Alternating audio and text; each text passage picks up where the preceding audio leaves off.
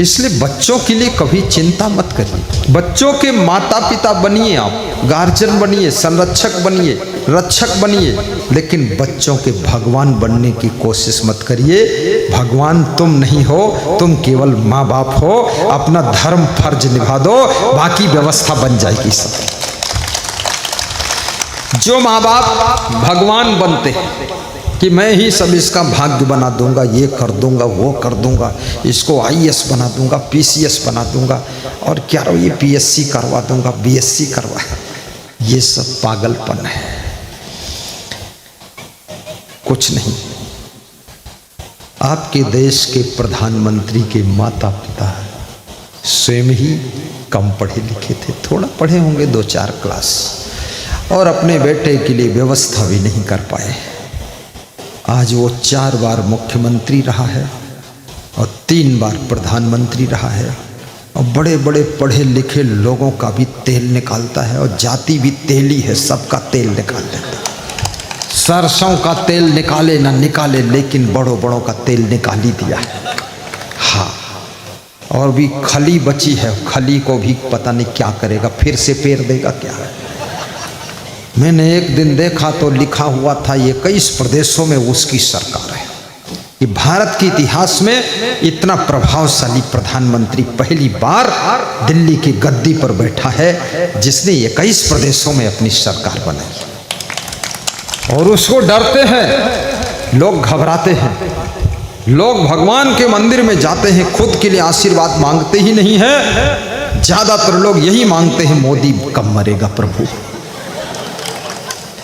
और मोदी को मानने वाले ये मांगते हैं कि मेरी उम्र भी 1 साल उसी को लग जाए, अजर अमर हो जाए, इनको निपटाए सबको, बेईमानों को। कौन उसके माँ बाप? कोई माँ बाप नहीं। इसलिए माँ बाप को चिंता नहीं करना चाहिए, टेंशन मत लो। तुम्हारा बेटा क्या करेगा तुमको भी पता नहीं, और सच में पूछो तुम्हारे बेटे को भी पता नहीं है मैं क्या करूँगा। मुझे खुद पता नहीं कि मैं धनेह गांव में आकर राम कुंडली में सत्संग करूंगा। मुझे मालूम ही नहीं था कहाँ धनेह है, कहाँ सतना है। आज धनेह में बैठा हूँ, लोग कह रहे हैं धनेह धन्य हो गया। मैं भी सोचता हूँ धनेह कैसे धन्य हो गया। बोले आपके आने से धन्य हो गया, प्रवचन से धन्य हो गया। तो मैं सोचता हूँ कभी मन में सपना भी नहीं था कि धनेह आऊँगा, लेकिन ये सब हो रहा है। कौन करा रहा है, कैसे हो रहा है, होता ही जा रहा है। और कितने धने हैं, लगभग 10,000 गाँव में प्रवचन कर चुका हूँ, और लाखों गाँव में पधरौनी कर चुका हूँ, और करोड़ों लोग दर्शन कर चुके हैं। कब जन्म हुआ था इस आत्मा का, किस माँ ने जन्म दिया था? पार्वती नंदन किसका पुत्र है, ये कहाँ पैदा हो गया? खेलते थे बालू में बचपन में, आज सबको खेलना सिखा रहा हूं कि जिंदगी में कैसे खेलना चाहिए। पिताजी कहते थे भीख मत मांगना। हमने कहा भीख मांगू और चाहे उधार मांगू, तुम्हें क्या टेंशन? बोले मैं तेरा बाप हूं इसलिए टेंशन है, बदनामी होगी। तो हमने कहा जो बाप बदनामी को डरता है वो 1 लाख रुपये साल में हमको दे दे, खर्च करूंगा। बोले मैं क्यों दूं? हमने कहा बाप हो इसलिए। बोले बाप हो इतना पैसा कहाँ से लाऊंगा? तो हमने कहा फिर बेइज्जती होगी ही जब भीख मांगूंगा। पिताजी खुश हो गए जब देखा मेरा जीवन, मन भर गया कि ऐसे सत्य बन गए। मैं तो किसी के ढर्रे में चलता ही नहीं, नकल किसी की करता ही नहीं। नकल करता है वो बंदर होता है, और जो बिना नकल के अकल से काम करता है वो सबसे निराला और सबसे सुंदर होता है। इसलिए नकल वकल मत करो, विवेक से काम करो। तो गार्जियन को अपनी बेटियों की भी चिंता मत करो, बस उनकी रक्षा करो, सुरक्षा करो, मार्गदर्शन करो, सही राह बताता। और बेटियों को और बेटों को अपने माँ बाप को चिंता भी नहीं देना चाहिए। अगर आपके माँ बाप खुश नहीं रहते हैं तो बेटे बेटी को, बहू को सोचना चाहिए कारण क्या है। मेरे माता पिता खुश क्यों नहीं रहते हैं? अगर तुम्हारा गुरु खुश नहीं रहता है तो शिष्य को भी सोचना चाहिए, एक क्षण के लिए अपने भीतर झांकना चाहिए, क्या तुम्हारा कोई चाल चलन ऐसा है जिससे गुरु को असमंजस पड़ रहा है? बेटा बेटी, शिष्य, माँ बाप, सास ससुर, गुरु, इनको सबको अपना अपना चाल चलन सुधारना चाहिए। याद रखना, जिनसे जिनसे तुम जुड़े हुए हो उनका चाल चलन जब सुंदर होता है तब तुमको खुशी प्राप्त होती है, तुम मुस्कुराते रहते हो। बोलिए सद्गुरु भगवान की जय। दौड़ दौड़ कर काम कीजिए, पूरे घर का प्रबंधन संभालिए, अपने सासू को थोड़ा फ्री कीजिए। और सासुओं से भी मैं कहूँगा, जब फ्री हो जाओ तो सुबह शाम योगा किया करो। ऐसा नहीं कि सुबह शाम सोना शुरू कर दिया। कितनी सासुओं को बहुओं ने फ्री कर दिया तो सासुओं ने खा कर सो कर अरे वो तो पूरा हथनी हो गई और खतरा बढ़ गया। नहीं, जब काम घट जाए तो भोजन घटाते। भोजन बहुत नहीं खाना है, पेट को देखते रहो ये निकलने ना पाए। ये पेट नारायण, ये बहुत जल्दी सीमा से बाहर हो जाते हैं। कितने लोगों का पेट तो ऐसे बढ़ा है जैसे इंडिया गेट। पेट को कंट्रोल करो, थोड़ा व्यायाम। अगर बीमार हो जाओगे लोग पानी पिला देंगे, लेकिन तुम्हारे दर्द दुख में कोई बंटवारा नहीं करेगा। याद रखना, लोग हॉस्पिटल पहुंचा देंगे, चीर फाड़ होगी, ऑपरेशन होगा, दर्द तुमको सहना पड़ेगा, जो तकलीफ होगी तुमको सहना पड़ेगा।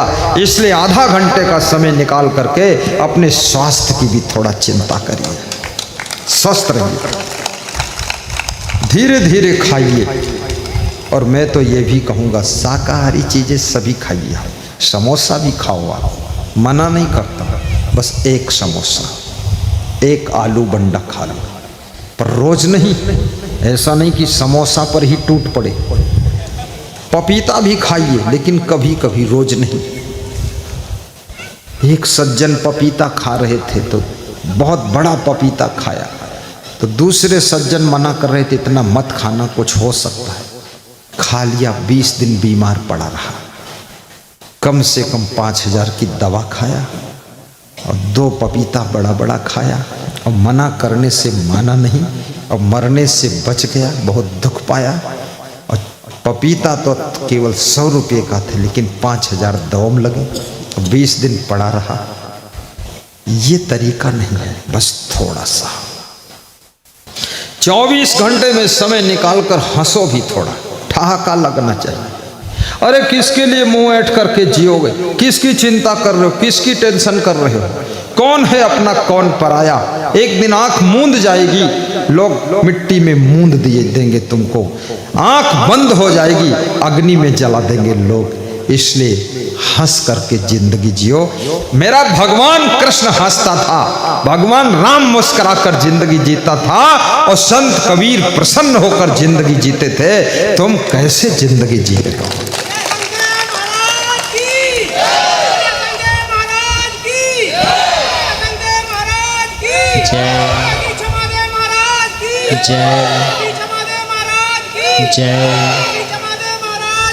जय। गजब है, गजब। भगवान राम को जब केवट ने नाव लाने से मना किया तो भगवान राम क्या करते हैं? कृपा सिंधु बोले मुस्काई, मुस्कुरा कर बोले, गुस्सा में नहीं, खुश होकर बोले। क्या बोले? सोई करु जेहि तव नाम न जाई, कृपा सिंधु बोले मुस्काई। बच्चे शोरगुल बहुत मचा रहे। बच्चों को शांत करने की ड्यूटी उधर है, इधर क्यों खड़े हो तुम? ये बच्चे हल्ला मचा रहे, इनको कौन शांत करेगा? ये जो हल्ला मचाने वाले बच्चे हैं, इनको यहाँ लाओ मत। एक तो खुद तो सुनेंगे नहीं और सुनने भी नहीं देंगे, वो हमको सुनाने भी नहीं देंगे, क्योंकि ये सत्संग है, ये कोई मेला नहीं है। हल्ला गुल्ला कोई न मचाए। अपने अपने बच्चों को महिलाएं पकड़ कर बैठे, 2 फुट की रस्सी में बांध कर बैठे, आशीर्वाद बैठिए। कृपा सिंधु बोले मुस्काई, सोई करु जेहि तवे नाम न जाई। राम की सरलता, राम कहते हैं सरलता भक्ति का पहला सिद्धांत है। सरल बनो।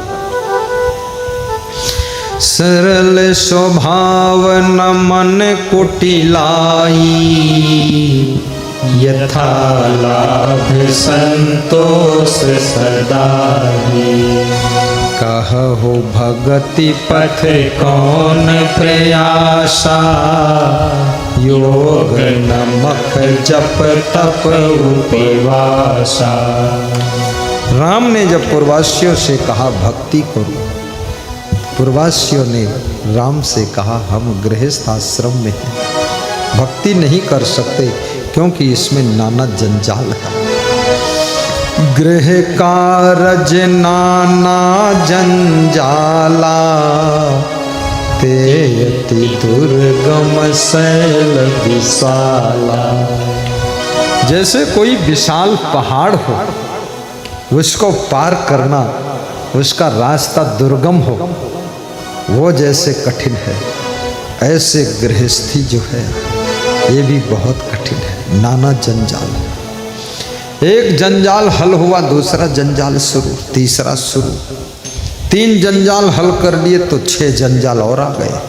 जंजाल पर जंजाल, माया जाल, ऊपर से जंजाल, मोह जाल। गृह कारज नाना जंजाला, तेयति दुर्गम शैल विशाला। गृहस्थ आश्रम में रह करके जो खुश रह सके तो समझ लेना उसके पास कुछ समझ है, साधना है। क्योंकि ये नाना जंजाल का आश्रम है, इसमें बहुत समस्याएं रहती हैं। कृपा सिंधु बोले मुस्काई, सोई करु जेहि तव नाम न जाई। राम का स्वभाव, कृपा सिंधु मुस्करा कर बोले हे केवट, तुम वही करो जिससे तुम्हारी नाव सुरक्षित रहे।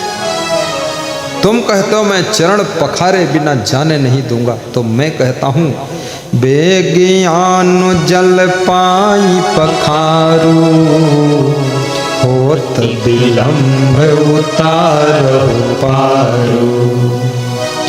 बेग माने दौड़कर, जल्दी, शीघ्र दौड़ करके पानी लाइए, चरण पखारिए, शीघ्र मुझे पार करिए, मुझे देर हो रही है।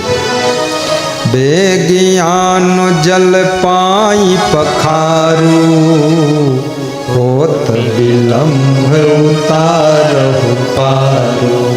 केवट हंसने लगा। केवट बोला प्रभु आपको विलंब, आपको तो 14 साल का टाइम मिला है, 1 साल यहीं रह जाओ गंगा के किनारे, मेरी झोपड़ी में दाल बाटी खाते रहना, काहे का विलंब हो रहा।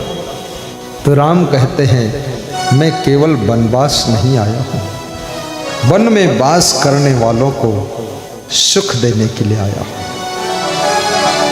इसलिए मुझे बहुत काम करना है। वनवास तो बहाना है, राक्षसों का विनाश करना है और संत महात्माओं को सुख शांति देना है, भक्तों को शांति देना है। ये लंबा काम है, इसमें 14 साल लगेंगे। इसलिए याद रखना, चित्त मन बुद्धि अहंकार अंतःकरण चतुष्टय 4, 10 इंद्रियां, 10 4 14, ये 14 को शुद्ध करने में भी टाइम लगता है। 14 वर्ष का वनवास का अर्थ है। अगर राम के भक्त हो तो बस वनवास की कहानियां गाइए और सुनिए और चित्त मन बुद्धि अहंकार को शुद्ध कीजिए, 10 इंद्रियों को नियंत्रित कीजिए जितेंद्रिय धर्म पर स्वाध्याय निरता शुचि। जिसकी इंद्रियां बस में है वह व्यक्ति हमेशा सुखी रहता है। आपकी इंद्रियां यदि आपको अपने बस में कर लेती है तो आप दुखी रहोगे, और आपकी इंद्रियों को यदि आप अपने बस में कर लेते हैं तो आप सुखी रहोगे। बस छोटा सा फार्मूला, चाबी इधर घुमा दोगे ताला खुल जाएगा, चाबी उधर घुमा दोगे ताला बंद हो जाएगा। या तो इंद्रियां तुमको जीत लेंगी और या तुम इंद्रियों को जीत लोगे। दो में से एक की जीत हो रहा है और एक की हार होना है, इसलिए हारने से बेहतर है अपनी इंद्रियों को जीत कर जीवन जियो, तो जीवन में बहुत सुख मिलेगा। जय जय जय। बहुत हिम्मत किया छोटा बच्चा। योजितः पंचवर्गेण सहजे नातम कर्षिण आप दस्तस्य वर्धन्ते शुक्ल पक्ष योडुनाट। विदुर कहते हैं कि हे धृतराष्ट्र, जो अपनी इंद्रियों के द्वारा जीत लिया गया है उसके दुख, उसकी आपत्तियां, उसकी पीड़ा, उसके असमंजस ऐसे बढ़ते हैं जैसे शुक्ल पक्ष का चंद्रमा रोज बढ़ता है, ऐसे उसके दुख भी नए नए रोज बढ़ते हैं। इसलिए इंद्रियों को जीतो। ताश की गड्डी में 52 पत्ते होते हैं जिसमें बेगम का एक पत्ता होता है। बेगम को जो जीतता है बादशाह बनता है, बेगम से हारता है गुलाम बनता है। तुम्हारी जिंदगी की ताश की गड्डी में आपकी इंद्रियां बेगम है।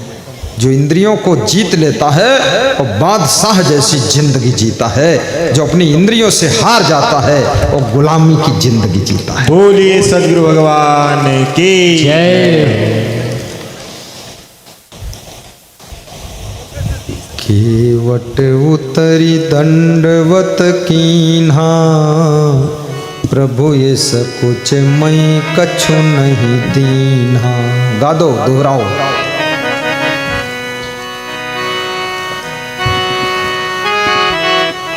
केवट उतरी दंडवत कीन्हा प्रभु सकोच कछु नहीं दीन्हा। कृपा सिंधु बोले मुस्काई सोई करो जही तव नाम न जाई। बेगियानो जल पाई पखारू होत विलंब उतारहु पारू। भगवान को विलंब हो गई। आज मैं पधरौनी गया था श्री भैया सिंह के यहाँ और रोशन कुशवाहा के यहाँ। तो हम लोग भगवान तो नहीं है लेकिन विलंब होती है, तो जल्दी जल्दी सब कर रहे थे, लाओ जल्दी चरण पखारो। संत लोग भी कह रहे थे फटाफट जो करना, माला पहनाओ, आरती करो जल्दी जल्दी। तो भैया सिंह कह रहे थे कि थोड़ा शांति रखो, थोड़ा शांति, थोड़ा आराम से। विलंब हो रही थी। क्यों?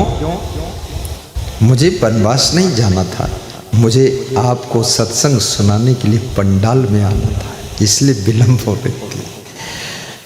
और रोशन लाल के यहाँ गए तो हमने कहा चरण मत पखारो, लोटा में जल रख दो, उसी में चरण डुबा देता हूँ, जल्दी हो जाए। तो रोशन भी सोचा है भैया ये गुरु नए मॉडल का, उसी में चरण। हमने कहा चरण पखारोगे, पत्नी पानी डालेगी, पति धोएगा, टाइम लगेगा, डुबा दिया, बात खत्म। तो डुबा दिया, वो राजी हो गया, बोला ठीक है। चरण अमृत बन गया, गुरु का शुद्ध चरण अमृत। जो आप चरण पखारते हो अपने हाथों से, उसको तो घर आंगन द्वार में छिड़किए और फिर थोड़ा ऐसा जल लाइए जिसमें गुरु चरण डुबा दे, वो फिर चरणामृत पान कीजिए। कछु चरणोदक कीन्ह्यो पाना, कछु छिड़क्यो सिगरे अस्थाना। धूप दीप आरती उतारी, बड़ी भागी भई आज हमारी। कहाँ संत का आगमन, कोई महान संत का आगमन, वैराग्यवान संत का घर में प्रवेश करना, ये तो बड़ा सौभाग्य होता है। रण विजय राजेंद्र कुशवाहा के पावन घर में मेरा निवास है, उनका क्या सौभाग्य है। प्रातः काल उठते ही वो दर्शन पाते हैं, फर्स्ट दर्शन। शाम को सोते हैं तो दर्शन करके राजेंद्र का परिवार सोता है। जब मैं निकलता हूं तो प्रणाम करने को पाते हैं। आज उनका घर घर नहीं मंदिर बन गया, आश्रम बन गया। जहाँ जहाँ चरण पड़हि गुरु के रे, तहाँ तहाँ भाग्य उदय हो तेरे। ये साधारण नहीं है। हमारे सत्संग में आज श्री उमेश सिंह गहिरवाल राजपूत रीवा से पधारे हैं, सिरमौर कमरहट गांव से। श्रद्धा बहुत है। उनके पुत्र प्रभात, छोटा पुत्र और है कुलदीप। ओम ओम नमः। इस शर्त पर आए हैं कि बेटे का तिलक होगा, लेकिन जब तुम तारीख दोगे तो उसी तारीख में प्रवचन होगा, फिर तिलक होगा। 2-3 दिन प्रवचन, लास्ट दिन तिलक। तो हमने कहा तिलक तो मुहूर्त से होता है। बोला मेरा मुहूर्त तो वही है, जिस दिन प्रवचन होगा वही मुहूर्त। अरे हमने कहा तो कोई पंडित जी से पूछ लो। बोले उसकी तारीख से आपकी तारीख मैच नहीं करेगी तो आप नहीं आ पाओगे। तो मैंने कहा मुझे टाइम नहीं है अक्टूबर तक। बोले जब टाइम होगा तभी तिलक होगा, टल जाने तक। तो मैंने कहा वो लड़की वाले का मन बदल जाएगा तो। अरे बोले लड़की भी बदल जाए, दुनिया बदल जाए। हाँ लेकिन होगा तभी। तो मैं सोच में पड़ गया कि मैं कैसे जाऊंगा उनके यहाँ, अब आना ही पड़ेगा। भाव ऐसा है। बोले आपकी दृष्टि के सामने ही बेटे का तिलक हो और आपका प्रवचन 2 दिन हो, सब रिश्तेदार भी सुने और साथ में आप वहाँ विश्राम करें। आप एक बार मेरे यहाँ पहुँचे, बहुत उन्नति हो चुकी है। अब चल के जरा एक नज़र देख लीजिए आपने भक्त को क्या नहीं दिया है। आशीर्वाद है। बैठो। कछु चरणोदक कीन्ह्यो पाना, कछु छिड़क्यो सिगरे अस्थाना। भूत प्रेत चुड़ैल मरही मसान। कितने घरों में भूत प्रेत का प्रभाव जाता है। चुड़ैल बहुत आती है और ये सब खत्म हो जाएगा। इतनी अलावला खत्म होगी गुरु के प्रभाव से। भूत पिशाच निकट नहीं आवे, महावीर जब नाम सुनावे। महावीर कौन है? महावीर हनुमान जी। कौन है हनुमान जी? ब्रह्मचारी। जो ब्रह्मचारी गुरु है उसके चरण पड़ने से भूत पिशाच भी निकट नहीं आएगा। हनुमान का अर्थ है ब्रह्मचारी होना। हनुमान का अर्थ है शाकाहारी फलाहारी होना। हनुमान का अर्थ है भगवान का भक्त होना। हनुमान का अर्थ है वीरों में वीर होना, धीरों में धीर होना, साहसियों में सबसे बड़ा साहसी होना। ये हनुमान का अर्थ है। जो मान सम्मान अपमान अभिमान का हनन कर दे वही हनुमान कहलाता है। जिसके अंदर सम्मान की भूख नहीं, अपमान का दुख नहीं, और अभिमान की कोई जगह नहीं है। जो विनम्र है, सम्मान चाहता नहीं है। मानापमानयो तुल्य तुल्य मित्रारि पक्षियो सर्वारंभ परित्यागी गुणातीता सहोच्यते। श्री कृष्ण कहते हैं मान अपमान से भी ऊपर उठो, क्योंकि सम्मान देना अपमान देना ये दूसरे के हाथ में है।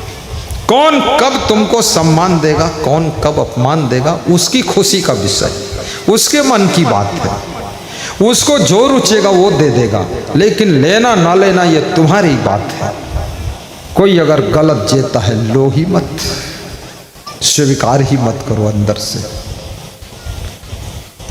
दुखेश अनुद्विग्न मनः सुखेश विगत अस्पृहा वीतराग भय क्रोधा स्थित धी मुनि उच्यते। स्थित प्रज्ञ के लक्षणों का वर्णन करते हुए कृष्ण अर्जुन से कहते हैं जो दुख के आने पर भी उद्विग्न नहीं होता है, अर्थात विचलित नहीं होता है, अर्थात दुख में भी जो दुखी नहीं होता है, अर्थात चुनाव हारने पर भी जो दुखी नहीं होता है, अर्थात फेल होने पर भी जो दुखी नहीं होता है, अर्थात कष्ट आने पर भी जो दुखी नहीं होता है, अर्थात जो सुख के मिलने पर और सुख मिले ऐसी आशा नहीं करता है। जो सुख मिला उसमें ही वो सुखी है। ऐसा जो व्यक्ति है बीत राग भय क्रोधा, जिसके राग भय क्रोध सब बीत चुके, समाप्त हो चुके हैं, वो स्थित प्रज्ञ होता है, वो आत्मस्थ होता है, और वही व्यक्ति भगवान को प्रिय होता है, भगवान को प्रिय होता है। भक्ति के मार्ग में न मान चाहिए न सम्मान चाहिए, केवल मेरे गुरु का बस ज्ञान चाहिए। मान सम्मान के लफड़े में भी फंसना, इससे भी थोड़ा ऊपर उठो। कितने दामाद लोग इसलिए दुखी हैं कि पहले जैसा ससुराल में अब मानदान नहीं हो रहा। पहले जैसा अब कैसे होगा?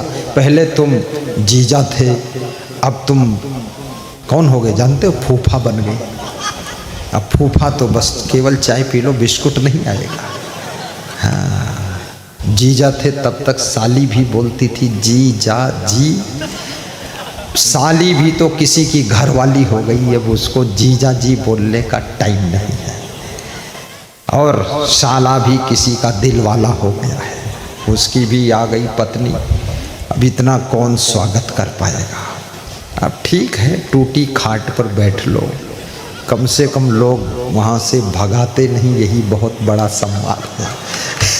अब फूफा जी मत जाओ ज़्यादा ससुराल। बुढ़ापे में भी ससुराल का बड़ा रस होता है। मैंने देखा 90 साल के लोग जब अपने ससुराल के गांव के पड़ोस निकलते हैं तो हाथ उठाकर, अंगुली उठाकर कहते ये मेरा ससुराल गांव है। अरे सब बर्बाद हो गए, अब भी ससुराल बोलते हो। छोड़ो बकवास। ससुराल ससुरारी प्यारी लगी जब ते, रिपुरूप कुटुंब भये तब ते। ससुराल जब से प्यारी लगने लग जाती है तो परिवार के सदस्य सब दुश्मन जैसे दिखने लग जाते हैं।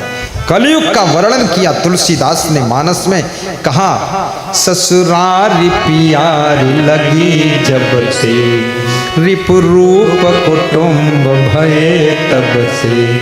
अब लानन देख नहीं जब लो, सुत मात पिता नहीं तब लो। बेटे की शादी हो जाए तो माँ बाप को भी आशा नहीं रखनी चाहिए कि अब बेटा मुझसे ज्यादा प्रेम करेगा। क्यों? मन तो एक है, अब अपनी बीवी की तरफ मन मुड़ चुका है। अब आप संतोष करिए पिताजी, हो गया, तुम्हारा अध्याय पूरा है। भले ही अभी मरो न मरो, कभी मरो, लेकिन अब कुछ मिलने वाला नहीं है। अब ज्यादा आशा मत रखिए। कितने माँ बाप दुखी रहते हैं कि मेरा बेटा अब हमको उतना नहीं मानता जितना पहले मानता था। बिठा लो बिठा लो, बैठो बैठो, हमारे परम भक्त आए हुए हैं। आइए आइए विराजिए, शोभा शोभा, बैठो बैठो।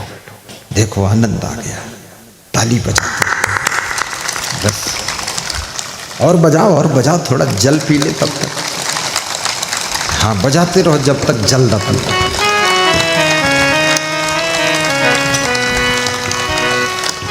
ये तो इनका आना और मेरा जल पीना एक साथ की घटना है।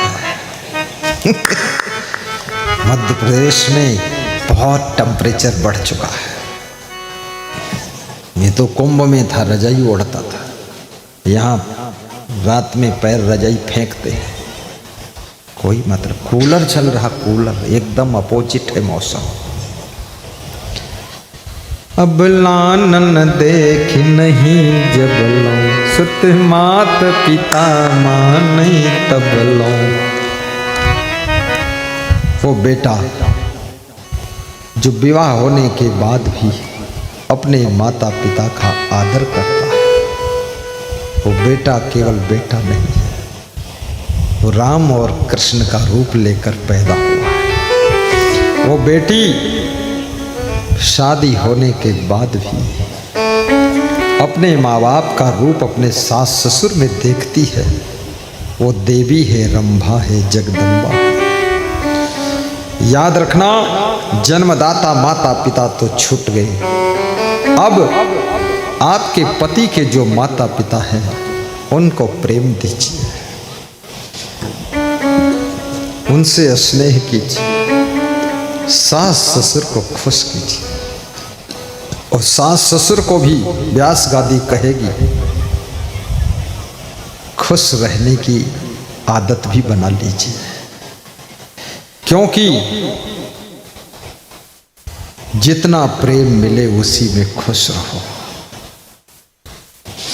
जितना कोई तुमसे भाव पूछे बस उतना ही खुश रहो, ठीक है। मन में किरकिरापन मत रखो और हालचाल पूछने की आदत भी बनाओ। मैं तो अपने संतों से हालचाल पूछता हूँ, वो साथ में ही रहते हैं। मैं पूछ लेता हूँ कुशल मंगल तो है ना, बोले हाँ कुशल मंगल। संतों से भी हालचाल पूछना पड़ता है। आज मेरा एक संत कह रहा था, आपके पास में हम 20-25 संत हैं लेकिन फिर भी सब बिजी रहते हैं, और आपके पास तो मुझे लगता है 50 भी हो तो भी लेट हो ही जाता है, इतना व्यवस्था है। गुरु की सेवा भी भाव से करिए। अपने पति की सेवा ऐसे करो जैसे सीता जी राम की सेवा करती थी। अपनी पत्नी को ऐसे संभाल कर रखो, ऐसे क्षमा करो जैसे राम ने सीता को संभाल कर रखा और क्षमा भी किया। लंका से वापस सीता को राम लाए।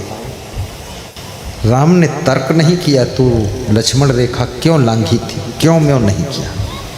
क्यों म्यों करने से प्रेम थोड़ा घट जाता है, इसलिए ज़्यादा तर्क मत करना। तर्क दांत है, तर्क काटता है और जीवा जोड़ती है, जीवा समन्वय करती है।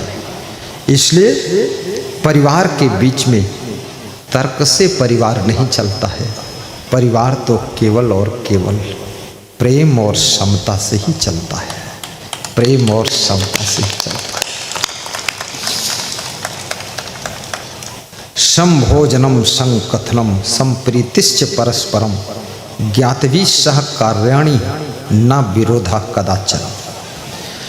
नीतिकार कहता है, साथ में बैठकर कभी कभी परिवार कुटुंबियों के साथ भोजन कीजिए, कभी कभी साथ में बैठ कर के बातचीत कीजिए, और कभी कभी साथ में बैठकर परस्पर प्रेम कीजिए। देखिए, जीवन जीने का तरीका है। आपके चाचा हैं, दादा हैं, नाना हैं, फूफा हैं, XYZ अड़ोसी पड़ोसी, उनके साथ भी कभी कभी बैठकर मीठी बातें भी करो। और ज्ञातवी सह कार्याणि, और कोई कार्य हो रहा, कार्यक्रम हो रहा है, उसमें सहयोग भी करो। ना विरोधा कदाचन, उसमें विरोध कभी भी मत करिए। मेरे से बताया कल एक भक्त ने कि महेंद्र सिंह उर्फ बिन्नू भैया, बिन्नू ना, हैं सुबोध सिंह उर्फ बिन्नू भैया। बिन्नू, ठीक। पता है कि सबसे अधिक सहयोग उनका है, 1,01,000 का इस कार्यक्रम में से। साधारण नहीं। टमाटर खरीदने आदमी जाता है, बेचने वाला कहता 20 रुपया किलो, तो बोलता 15 में दे दो, फिर बोलता 17 में दे दो, फिर बोलता 18 में दे दो, फिर बोलता 19 में दे दो। 1-1 रुपये का भाव ताव करता है। लेकिन आज बिन्नू भैया ने सत्संग के लिए हंसते हंसते आंख मूंद कर 1,01,000 सबके सेवा के लिए दिया है। कल भैया सिंह ने सबके लिए हलवा बनवा कर बांटा था। आज पता नहीं क्या प्रसाद है। खीर, आज खीर है। आज की खीर किसकी ओर से है? अच्छा, कौन? सुबोध की ओर से। सुबोध जी की ओर से खीर है। चलो, पहले दिन हलवा, दूसरे दिन खीर, और तीसरे दिन क्या खोलेगी तकदीर पता नहीं। तीसरे दिन तो लगता है महाभंडारा होगा। क्या है? क्या बनेगा महाभंडारा में? पूड़ी, पूड़ी सब्जी, पूड़ी सब्जी बूंदी। अरे वाह! मैं आज इसलिए बता देता हूं ना, कम से कम प्रवचन सुनने ना हो तो खीर पूड़ी और बूंदी खाने आओ।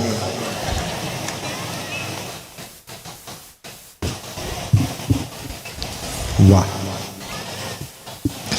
जो खीर बनेगी,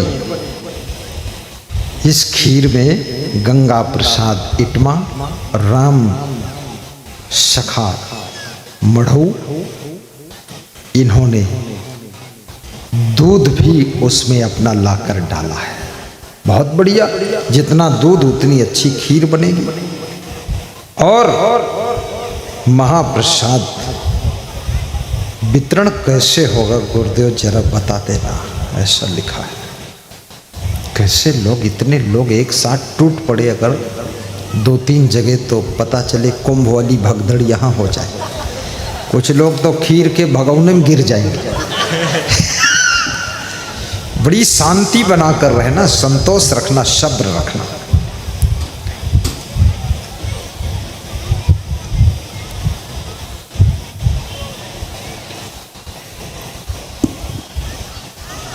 नवयुवक कमेटी से निवेदन है, खीर वितरण के समय और भोजनालय में अपनी अपनी सेवाएं विशेष रूप से प्रदान करें। ग्रामवासियों की मांग आई है कि नवयुवक की नई शक्ति की सेवा में जरूरत है। खीर परोसने में, वितरण करने में 10-15 काउंटर लगाना पड़ेगा, तभी खीर बट पाएगी। तुम तसल्ली रखना, जल्दी खीर की तरफ मत भागना। उधर मिलेगी खीर और इधर मिलेगी तकदीर। थोड़ा रुके रहना, संतोष सब्र रखना। रामकुंडली धाम में कल विशाल भंडारा होना है, जिसमें लगभग 10,000 भक्तों का भोजन बनेगा। अतः सबसे हाथ जोड़कर निवेदन है सत्संग कमेटी का कि भोजन बनवाने में सहयोग करेंगे। जो कल का भोजन की तैयारी आज से ही शुरू हो चुकी है। ज़्यादा से ज़्यादा शरीर से सेवा देने के लिए नर नारी वहाँ पहुँचेंगे, ताकि 10-20 हज़ार लोगों को भंडारा खिलाने में ज़्यादा कोई बाधा ना आए। ये निवेदन कमेटी कर रही है। मेरे से ही भेजा है पर्चा कि आप बोल दो तो ठीक रहेगा। मैं किसको किसको बोलूँगा, तो मैं ही निवेदन कर देता हूँ। खीर का प्रसाद भी आ गया है, लाइए लाइए। मंत्र पढ़ देता हूँ। आओ आओ। यही है रोशन लाल। पर्ची आ गई। खीर जिसने दिया है बनवाना आज। किसने दिया? वो दूध दिया था 1 कुंटल। पर्ची उस आपके पास गंगा पकड़े। प्रसादे सर्व दुखा नाम हानिरस्योपजायते प्रसन्न चेतसो ही आसु बुद्धि पर्यतिष्ठते यस्य सर्वे समारंभा खीर पूर्णम भवेत। प्रसाद बन गई। गंगाराम राम सखा 1-1 कुंटल दूध लाए हैं खीर के लिए, महाप्रसाद खीर के लिए। वाह वाह। अरे मैं तो बोल देता सब 5-5 किलो ले आते तो 100 कुंटल इकट्ठा हो जाता। चलो क्या करोगे, देख लेना, अब तो हो ही गया। बिन्नू दादा की तरफ से कल नुक्ती बूंदी का भंडारा है। वाह, बिन्नू दादा बोलते, मैं भैया बोल देता था। दादा है दादा, आदमी बहुत अच्छे है। हाँ ले जाओ। ऐसा देखकर मन होता है एक कटोरी मैं भी खा लूं। व्यास गादी पर खाने का नियम नहीं, अलग होते तो अब तक एक कटोरी खा ही लेते। ज्ञान गंगा नहा लो प्यारे मना, ज्ञान गंगा नहा लो प्यारे मना, मैल मन का छुड़ा लो प्यारे मना, मैल मन का छुड़ा लो प्यारे मना। मोक्ष भूमि है नर्तन प्यारे मना, मोक्ष भूमि है नर्तन प्यारे मना। काटो बंधन विषय फंद प्यारे मना, काटो बंधन विषय फंद प्यारे मना। ज्ञान गंगा नहा लो प्यारे मना, ज्ञान गंगा नहा लो प्यारे मना। चोरी हिंसा नस्ता झूठ व्यभिचार को, चोरी हिंसा नशा झूठ व्यभिचार को। दुख प्रद जान कर त्याग प्यारे मना, दुख प्रद जान कर त्याग प्यारे मना। मैल मन का छुड़ा लो प्यारे मना, शुद्ध जीवन बना लो प्यारे मना। काम क्रोधादि शत्रु है प्यारे मना, काम क्रोधादि शत्रु है प्यारे मना। इसको जड़ से मिटाओ प्यारे मना, इसको जड़ से मिटाओ प्यारे मना।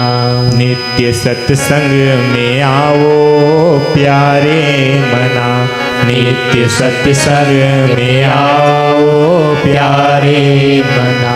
बिगड़ा जीवन बनाओ प्यारे मना, दोस्त दुर्गुण नसाओ प्यारे मना। बोलिए सद्गुरु भगवान की जय।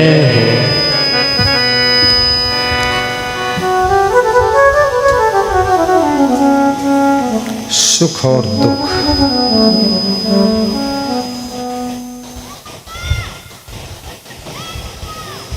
बुजुर्गों की सेवा, मैं कौन हूँ? तुम शरीर नहीं हो, तुम अजर अमर अविनाशी आत्मा हो। शरीर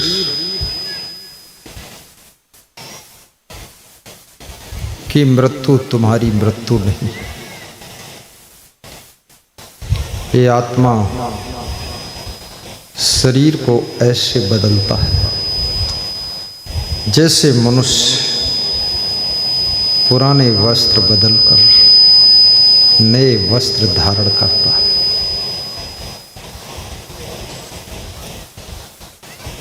वाशांस जीर्णानि यथा विहाय नवानि गृह्णाति नरोपराणि तथा शरीराणि विहाय जीर्णानि अन्यानि संयाति नवानि देहि। शरीर के नाश होने पर भी तुम्हारी आत्मा का नाश नहीं होता है। और इस आत्मा की न कोई जाति है न कोई मजहब है। शरीर की जाति और मजहब है। कृष्ण ने अर्जुन को आत्मज्ञान दिया था। नैनम छिन्दन्त शस्त्राणि नैनम दहत पावका ना चैनम क्लेदिन त्यापो ना शोषियत मारुता। इस आत्मा को कोई शस्त्र छेदन नहीं कर सकता है, पानी भिगा नहीं सकता है, हवा सुखा नहीं सकती है, आग जला नहीं सकती है। ये अखंड आत्मा, अविनाशी आत्मा शाश्वत है। न जायते मृते व कदाचिन नयम भूता भविता व न भूयः अजो नित्यः शास्तो अयम पुराणो न हन्यते हन्यमाने शरीरे। जिसका कभी जन्म न हुआ है, न होगा, न होता है, जो शाश्वत है, पुराना है और जो अजन्मा है, शरीर के नाश होने पर भी जिसका नाश नहीं होता है, ऐसा परम तत्व ये आत्मा है। ये आत्मा स्त्री भी नहीं है, पुरुष भी नहीं है। ये आत्मा केवल आत्मा है। कभी स्त्री का शरीर धारण करता है तो कभी पुरुष का शरीर धारण करता है। और मनुष्य का शरीर कभी पशु का, कभी पंछी का, कभी कीड़े मकोड़े का शरीर धारण करता है। स्वतः अपने संस्कार कर्म के अनुसार, रुचि के अनुसार ये आत्मा शरीरों का चुनाव करता है। जिनको बहुत मांस खाने में रुचि है वे मांसाहारी योनियों में जन्म लेते हैं। जिनको बहुत क्रोध आता है वे सर्प योनि और बंदर की योनि में जन्म लेते हैं। जो बहुत काम वासना में आतुर रहते हैं वे कबूतर और मुर्गे की योनि में जन्म लेते हैं, कुत्ते की योनि में जन्म लेते हैं। और जो जीवन भर अहंकार से भरे रहते हैं वे घोड़े की योनि में जन्म लेते हैं, हिन हिन हिन हिन करते रहते हैं। इसलिए मनुष्य जीवन में आहार निद्रा भय मैथुनानि सामानि चैमानि नृणाम पशूनाम ज्ञानम नराणाम अधिको विशेषो ज्ञानेन हीना पशु भी समाना। ऐसाम न विद्या न तपो न दानम न चाप शीलम गुणो न धर्म ते मृत्यु लोके भूई भार भूतः मनुष्य रूपेण मृगाश्चरन्ति। आहार, नींद, मैथुन और भय मनुष्य और पशु में समान है। पशु भी आहार ग्रहण करते हैं, मनुष्य भी आहार ग्रहण करता है। मनुष्य भी भयभीत रहता है, पशु भी भयभीत रहते हैं। मनुष्य भी सोता है, पशु भी सोते हैं, पंछी भी सोते हैं। मनुष्य भी विषयों को भोगता है, पशु पक्षी भी विषयों को भोगते हैं। अगर इतना ही करते रहे और इतना ही करके मर गए तो क्या कहे अहबाब, क्या कारे नुमाया कर गए। क्या कहे अहबाब, क्या कारे नुमाया कर गए। बीए किया, नौकर हुए, पेंशन मिली और मर गए और मर गए। बस इतना ही कर गए। केवल पेट भरना ये मनुष्य का लक्षण नहीं है। मनुष्य भगवान का रूप प्राप्त करके धरती पर जन्मा है। जो रूप राम लक्ष्मण को मिला, कृष्ण बलराम को मिला, वही रूप हमको आपको मिला है। अब इस जीवन को हम कैसे जीते हैं? नशा में जी रहे हैं, बेविचार में जी रहे हैं, मोह माया में ही पड़े हुए हैं? नहीं नहीं, थोड़ा समय निकाल कर परोपकार भी कीजिए, क्योंकि परोपकार से बड़ा कोई धर्म नहीं है। परहित सरिस धर्म नहीं भाई। मैंने सुना है एक बालक सब्जी बेच रहा था, भूख लग गई, प्यास लग गई, किसी द्वार पर सब्जी बेचता है, पानी मांगता है। घर की जो माँ है अपनी बेटी से कहती है जाओ पानी दे दो, ये बड़ा प्यासा लग रहा है। तो बेटी ने कहा मुझे तो भूखा भी लग रहा है। एक गिलास पानी और एक गिलास दूध दे दिया।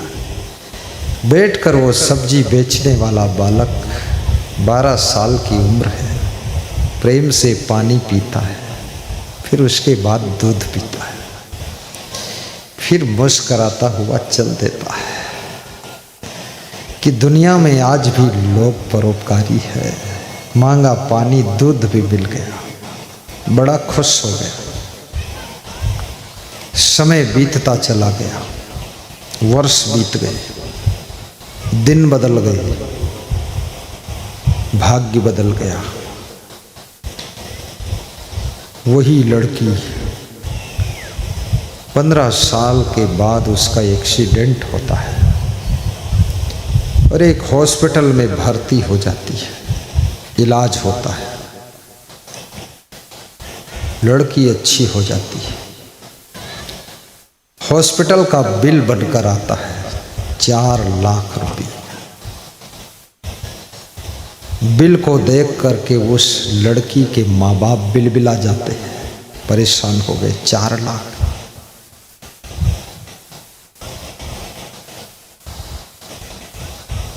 तो उस लड़की के माँ बाप ने कहा कि बेटी 4 लाख का बिल बना है हॉस्पिटल में। लड़की ने कहा डॉक्टर साहब से थोड़ा मिल लो, रिक्वेस्ट कर लो, निवेदन करो। डॉक्टर से मिलने गए। डॉक्टर मुस्कुराया और बोला कि बिल के पीछे भी देखो क्या लिखा है। तो पीछे लिखा था आपका ये 4 लाख का बिल आज के 20 वर्ष पहले 1 गिलास दूध में अदा कर लिया जा चुका है।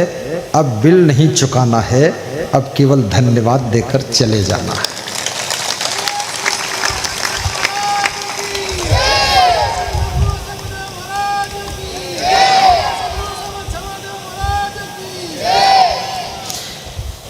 माँ बाप ने पूछा 1 गिलास दूध में बिल पूरा हो गया?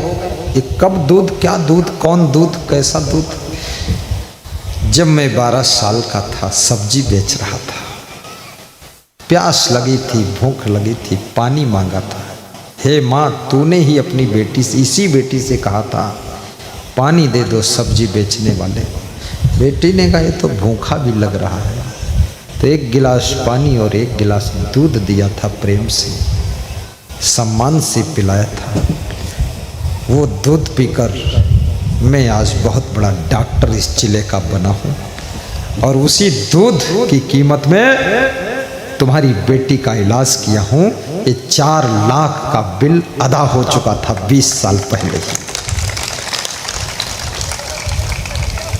परोपकार का फल कभी वंचित नहीं होता है, इसलिए मानस की चौपाई याद रखना।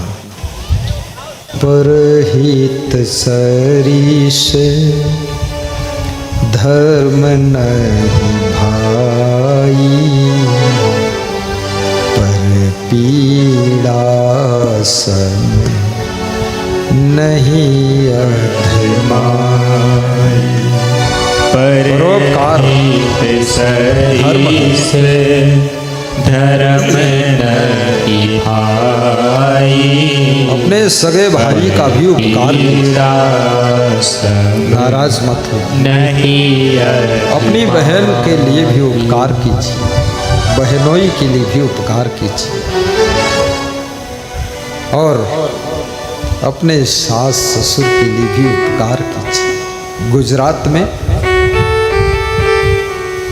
एक भक्त के यहाँ मैं ठहरा तो उसने बहुत बड़ा मकान बनाया था।